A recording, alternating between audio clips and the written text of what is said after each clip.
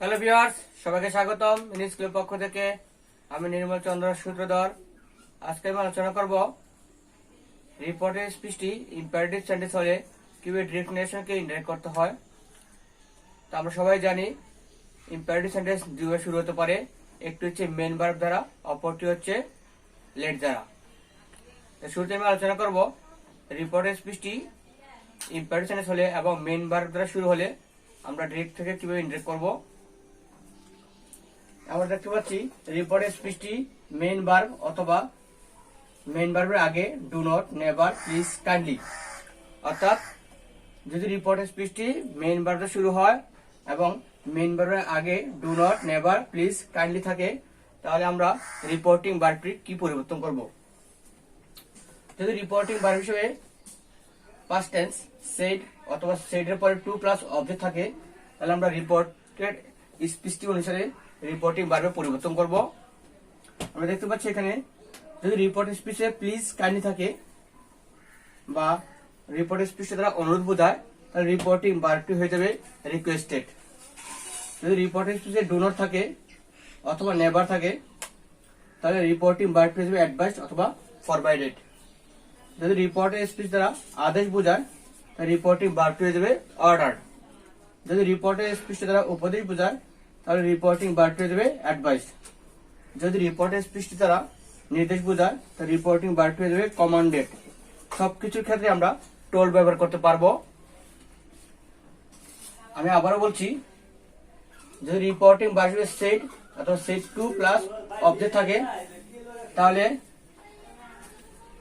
রিপোর্টের স্পিচটি অনুসারে রিপোর্টিং ভার্বের পরিবর্তন হবে। অর্থাৎ আমরা এখানে দিয়েছি যে রিপোর্টিং ভার্বটি কিভাবে পরিবর্তন হবে।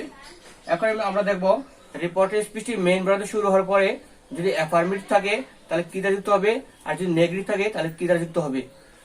2 নম্বর দেওয়া আছে রিপোর্টের স্পিচটি অ্যাফার্মেটিভ হলে, রিপোর্টের স্পিচটি অ্যাফার্মেটিভ হলে অর্থাৎ এই রিপোর্টের স্পিচটি যদি অ্যাফার্মেটিভ হয়, তাহলে এই রিপোর্টের স্পিচকে রিপোর্টিং ভার্বের সাথে আমরা যুক্ত করব টু দ্বারা।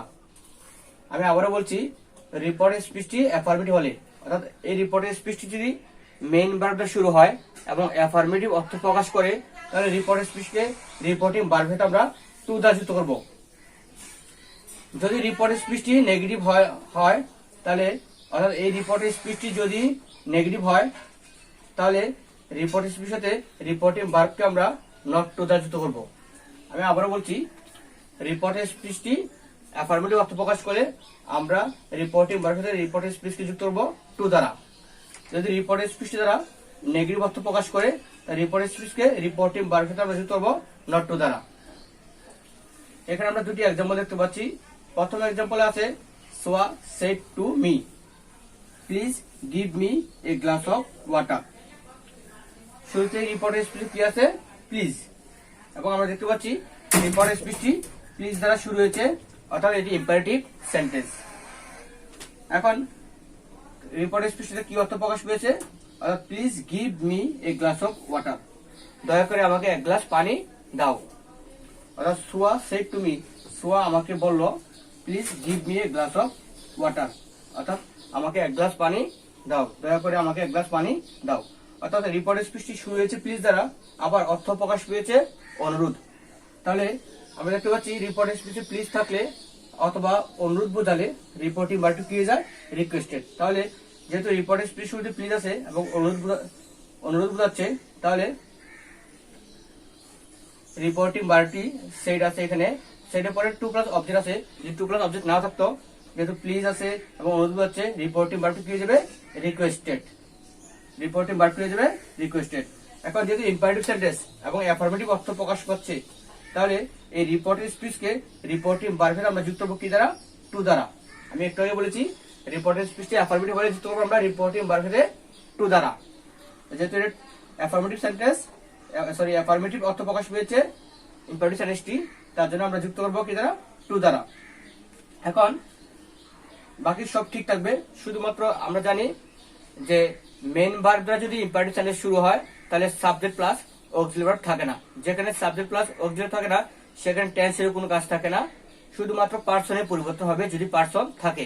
এখন দেখতে পাচ্ছি এখানে পার্সন হিসেবে কি আছে, মি। মি কোন পারসন? First person. পরিবর্তন রিপোর্টিং ভার্বের সাবজেক্টের সাথে। সাবজেক্ট কি? ছোয়া। ছোয়া ছোয়া মানে সি। এখন মি আছে অবজেক্টিভ ফর্মে, তাহলে সোয়ার সিটা অবজেক্টিভ ফর্ম কি হবে? হার হয়ে যাবে। অর্থাৎ মি ফার্স্ট পারসন পরিবর্তন রিপোর্টিং ভার্বের সাবজেক্ট সাথে। সাবজেক্ট হচ্ছে সোয়া সি, সি এর অবজেক্টিভ ফর্ম হচ্ছে হার। তাহলে মিটা কি হয়ে যাবে? হার। তাহলে প্রথম সেন্টেন্সটা আমরা দেখলাম। দ্বিতীয় সেন্টেন্সটা আমরা দেখবো এখন। The teacher said to me do not tell a lie. রিপোর্টের স্পিচ শুরু হচ্ছে কি দ্বারা? ডোনের দ্বারা। রিপোর্টের স্পিচ কি দ্বারা? ডু নট দ্বারা। এবং কি অর্থ প্রকাশ পেয়েছে? দেখো আমরা দেখতে পাচ্ছি ডু নট টেল এ লাই, মিথ্যা কথা বলো না। অর্থাৎ শিক্ষক আমাকে বললো মিথ্যা কথা বলো না। আমরা দেখতে পাচ্ছি রিপোর্টের স্পিচ ডু নট দ্বারা শুরু হলে এবং যদি উপদেশ অর্থ প্রকাশ পায় তাহলে রিপোর্টিং ভার্বটি কি হয়ে যায়? অ্যাডভাইসড অথবা ফরওয়ার্ডেড। এখানে আমরা দেখতে পাচ্ছি নিষেধ অর্থ প্রকাশ পায়, নিষেধ অর্থটাও প্রকাশ পায়। ডু নট দিয়ে শুরু হলে উপদেশও প্রকাশ পায়, আবার নিষেধ অর্থ প্রকাশ পায়। তাহলে আমরা অ্যাডভাইসও ইউজ করতে পারবো, ফরওয়ার্ডেডও ইউজ করতে পারবো। যেহেতু ডু নট দ্বারা শুরু হয়েছে তাহলে রিপোর্টিং ভার্বটি কি হয়ে যাবে? অ্যাডভাইসড অথবা ফরওয়ার্ডেড। রিপোর্টিং অবজেক্টের আগে টু প্লাস অবজেক্ট আছে, এখানে টু প্লাস অবজেক্ট নাও থাকে, আমরা রিপোর্টিং ভার্বটি কি বানাবো? অ্যাডভাইসড। এটা আমাদের অবশ্যই বানাতে হবে। এখন দেখবো আমরা যেহেতু ডু নট টেল এ লাই, কথাটি মিথ্যা কথা বলো না, অর্থাৎ কি প্রকাশ পেয়েছে? নেগেটিভ অর্থ প্রকাশ পেয়েছে। তার জন্য রিপোর্টের স্পিচকে রিপোর্টিং ভার্বের সাথে আমরা কি যুক্ত করবো? নট টু দ্বারা। অর্থাৎ আমাদের মনে রাখতে হবে প্রথমটিতে অ্যাফার্মেটিভ অর্থ প্রকাশ পেয়েছে, তার জন্য আমরা যুক্ত করেছি রিপোর্টের স্পিচকে রিপোর্টিং ভার্বের সাথে টু দ্বারা। দ্বিতীয়টিতে নেগেটিভ অর্থ প্রকাশ পেয়েছে, তার জন্য আমরা রিপোর্টের স্পিচকে রিপোর্টিং ভার্বের সাথে যুক্ত করেছি নট টু দ্বারা। আমাদের অবশ্যই এটা মনে রাখতে হবে। এবং যদি আমরা অ্যাডভাইস না বসিয়ে রিপোর্টিং, যেহেতু এখানে ডু নট আছে, ডু নট নেভার থাকলে অ্যাডভাইসটাও বসানো যায়, ফরওয়ার্ডেডও বসানো যায়। এখন যদি আমরা অ্যাডভাইস না বসে ফরওয়ার্ডেড বসাই, রিপোর্টিং অ্যাডভাইস না বসিয়ে ফরওয়ার্ডেড বসাই, তাহলে এখানে নট টু যুক্ত হবে না, কি যুক্ত হবে? টু যুক্ত হবে। কারণ ফরওয়ার্ডেড থাকলে, রিপোর্টিং ভার্বের ফরওয়ার্ড থাকলে যদি রিপোর্টের স্পিচ দ্বারা নেগেটিভ অর্থ প্রকাশও করে তখন নট টু দ্বারা যুক্ত হবে না, তখন টু যুক্ত হবে। কারণ ফরওয়ার্ডের কথাটাই নেগেটিভ অর্থ প্রকাশ করে।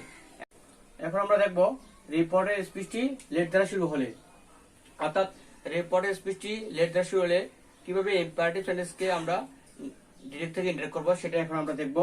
আমরা দেখতে পাচ্ছি রিপোর্টের স্পিচটি লেট দ্বারা শুরু হলে, অর্থাৎ লেট দ্বারা শুরু হলে দুই রকম হতে পারে। একটা হচ্ছে লেটস, লেটাস, আর অন্যটা হচ্ছে লেট মি, লেট হিম, লেট দেম। তো আমরা শুরুতেই লেটস, লেটাসের ক্ষেত্রে রিপোর্টিং ভার্বের পরিবর্তনটা দেখে নেব। যদি রিপোর্টের স্পিচ শুরুতে লেটস অথবা লেটাস থাকে তাহলে রিপোর্টিং ভার্বের কি পরিবর্তন হবে সেটা এখন আমরা দেখব। যদি রিপোর্টিং ভার্বে সেড অথবা সেড টু প্লাস অবজেক্ট থাকে তাহলে রিপোর্টিং ভার্বটি পরিবর্তন হবে প্রপোজড অথবা সাজেস্টেড। আমি আবার বলছি, যদি রিপোর্টের স্পিচ শুরুতে লেটস অথবা লেটাস থাকে তাহলে রিপোর্টিং ভার্বের সাথে যদি সেড অথবা সেড টু প্লাস অবজেক্ট থাকে তাহলে রিপোর্টিং ভার্বটি পরিবর্তন হবে প্রপোজড অথবা সাজেস্টেড।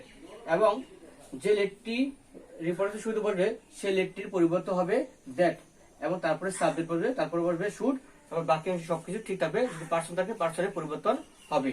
এখন দেখবো আমরা লেট মি, লেট হিম, লেট দ্যাম এর ক্ষেত্রে রিপোর্টিং ভার্বের পরিবর্তন। যদি রিপোর্টের স্পিচ শুরুতে লেট মি, লেট হিম, লেট দ্যাম থাকে এবং রিপোর্টিং ভার্ব হিসেবে সেড অথবা সেড টু প্লাস অবজেক্ট থাকে তাহলে রিপোর্টিং ভার্বটি হয়ে যাবে রিকোয়েস্টেড অথবা বিগেড অথবা টোল্ড। এবং যে লেটটিতে শুরু হবে রিপোর্টের স্পিচ সেই লেটের পরিবর্তন হবে দ্যাট, তারপরে সাবজেক্টের পরে হবে মাইট অথবা মাইট বি অ্যালাউড টু। এখন আমরা চলে যাবো এক্সাম্পলে। সে যদি said to me let's go to picnic, সে যদি আমাকে বললো চলো পিকনিকে যাই। এখন শুরুতে কি আছে? লেটস। আমরা জানি, আমরা একটু আগে বলেছি যে লেটস দ্বারা শুরু হলে রিপোর্টিং ভার্বটি কি হয়ে যাবে? প্রপোজড অথবা সাজেস্টেড। যেহেতু রিপোর্টের স্পিচ লেট দ্বারা শুরু হয়েছে, এটি ইম্পারেটিভ সেন্টেন্স, তাহলে রিপোর্টিং ভার্ব সেটটি কি হয়ে যাবে? প্রপোজড অথবা সাজেস্টেড। আমরা এখানে প্রপোজ বসিয়েছি, লেট আমরা সাজেস্টেডও বসাতে পারতাম। এখন আমরা দেখবো রিপোর্টিং ভার্বের পরে কিন্তু টু প্লাস অবজেক্ট ছিল, যদি টু প্লাস অবজেক্ট না থাকতো তারপর রিপোর্টিং ভার্বটির পরিবর্তন হতো, কারণ রিপোর্টের স্পিচ কি দিয়ে শুরু হয়েছে? লেটস। রিপোর্টের স্পিচ শুরুতে যদি লেটস থাকে অথবা লেট আস থাকে তাহলে রিপোর্টিং ভার্বটি কি দেবে প্রপোজ অথবা সাজেস্টেড। এখন যে লেট দ্বারা শুরু হবে সেই লেটের পরিবর্তন কি হবে দ্যাট, এই লেটটা পরিবর্তন হয়ে গিয়ে গেছে দ্যাট। এবং এখানে এস মানে আস, এস মানে কি হিসেবে আছে আস হিসেবে আছে, অর্থাৎ আস কোন person first person plural number পরিবর্তন রিপোর্টিং ভার্বের সাবজেক্টের সাথে, সাবজেক্টকে শি, সাবজেক্টে শি। আস যেহেতু first person plural number objective form, এখন আমাদের এখানে বসাতে হবে কি দ্যাটের পরে অবশ্যই সাবজেক্টিভ ফর্ম বসবে। তো শি, আস এখানে ফার্স্ট পারসন প্লুরাল নাম্বার, তো শি এর প্লুরাল নাম্বার কি দে, তার জন্য এসটা এখানে কি গেছে দে হয়ে গেছে। তারপর আমরা রুলস অনুযায়ী আমরা দেখতে পাচ্ছি সাবজেক্টের পরে কি হবে শুড হবে, যখন লেটস অথবা লেটাস দ্বারা রিপোর্টের স্পিচ শুরু হবে তখন সাবজেক্টের পরে অবশ্যই কি হবে শুড। এই জন্য সাবজেক্ট যখন দে হয়েছে তখন তারপর আমরা কি বসিয়েছি শুড বসিয়েছি, একটাই কারণ রিপোর্টের স্পিচ দ্বারা, রিপোর্টের স্পিচ কি শুরু হয়েছে লেটস অথবা লেটাস দ্বারা শুরু হলে আমরা রিপোর্টিং ভার্বটি প্রপোজ করব এবং লেটের পরে দ্যাট আস, এখানে এস মানে আস পরিবর্তন রিপোর্টের সাবজেক্টে, এস যেহেতু first person plural number, she এর প্লুরাল নাম্বার হচ্ছে দে, তাদেরকে দিয়ে দেবে। তারপরে লেটস দ্বারা শুরু হওয়ার কারণে সাবজেক্ট পর কি বলবে শুড। এখন আমরা চলে যাব দ্বিতীয় এক্সাম্পলে। দ্বিতীয় এক্সাম্পল আছে Shiuli said to me let him do it, Shiuli আমাকে বলল তাকে এটা করতে দাও, অর্থাৎ রিপোর্টের স্পিচ শুরু কি দ্বারা লেট হিম দ্বারা। আমরা দেখছি লেট মি, লেট হিম, লেট দেম, যদি রিপোর্টের স্পিচের শুরু থাকে তাহলে রিপোর্টিং ভার্বটি হয়ে যায় রিকোয়েস্টেড, বিগেট অথবা টোল্ড। তো যেহেতু এখানে আমরা দেখতে পাচ্ছি লেট হিম ডু ইট, তাকে এটা করতে দাও, রিপোর্টের স্পিচটি লেট হিম দ্বারা শুরু হয়েছে কিন্তু অনুরোধ অথবা প্রার্থনা বোঝায়নি, তার জন্য রিপোর্টের স্পিচটি লেট হিম দ্বারা শুরু হওয়ার পরে অনুরোধ প্রার্থনা না বোঝায় তাহলে রিপোর্টিং ভার্বটি হয়ে যাবে টোল্ড। আমাদের অবশ্যই এটা মনে রাখতে হবে, এখানে রিপোর্টিং ভার্বের পর টু প্লাস অবজেক্ট আছে, যদি টু প্লাস অবজেক্ট নাও থাকে রিপোর্টিং ভার্বটি পরিবর্তন অবশ্যই হবে। এখন আমরা দেখবো লেটের পরিবর্তন কি হবে, লেটের পরিবর্তন হয়ে যাবে দ্যাট।